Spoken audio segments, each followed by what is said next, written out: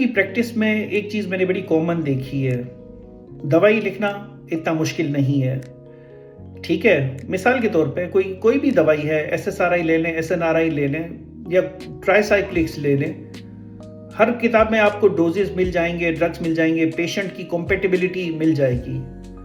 लेकिन जो असल नफ्सियात का आर्ट है, जिसकी वजह से इसे मेडिसिन का आर्ट कहा जाता है, वो है एक इंसान को समझना,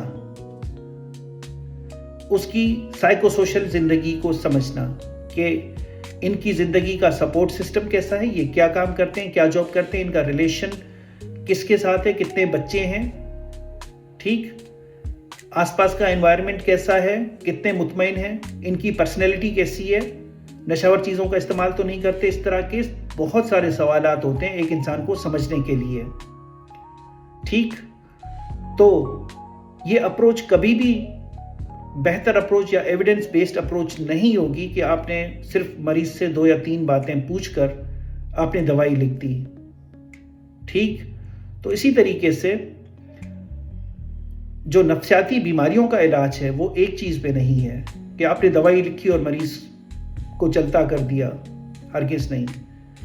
फैमिली की सपोर्ट की हमें ज़रूरत होती है, हमें उस मरीज़ के सपोर्ट सिस्टम को समझने की ज़रूरत होती है। अगर खुद एतमादी में कमी है, ठीक है, और आप थेरेपी की तरफ नहीं जाते तो कभी दवाई से खुद एतमादी ठीक नहीं हो सकती।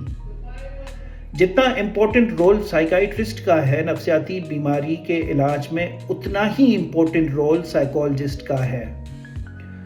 लेकिन बदकिस्मती से साइकोलॉजिस्ट के रोल को नज़रअंदाज किया जाता है, जो कि आप पेशेंट के साथ इनजस्टिस कर रहे हैं, ठीक? उनका इतना ही इम्पोर्टेंट रोल है, शाना बशाना साइकोलॉजिस्ट साइकाइट्रिस्ट को काम करना चाहिए, बजाय इसके कि चूंकि हम बहुत मेडिसिन ओरिएंटेड सोसाइटी हैं, हम चाहते हैं कि बस क्विक फिक्स मिले। यूं नफ्सियाती इलाज में क्विक फिक्स नहीं होता, याद रखें हमेशा।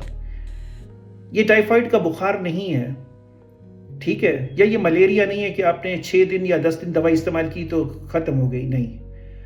नफ्सियात का दारो मदार बहुत सारी चीज़ों पर है, माहौल पर है, आपकी शख्सियत पर है, आपकी खुद एतमादी पर है।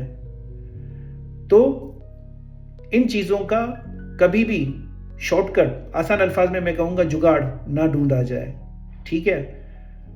इन सारी चीज़ों को मेक श्योर करना चाहिए, ठीक है? अगर कोई सपोर्ट सिस्टम, हमारे पास फैमिलीज़ का कितना अच्छा सपोर्ट सिस्टम है। आप पूछे मरीज से कि आप किसको सपोर्टिव समझते हैं कि जो आपकी हेल्प कर सके, ठीक है? सुने मरीज को, सुनना इज थेरेप्यूटिक, ये मेडिकल साइंस कहती है।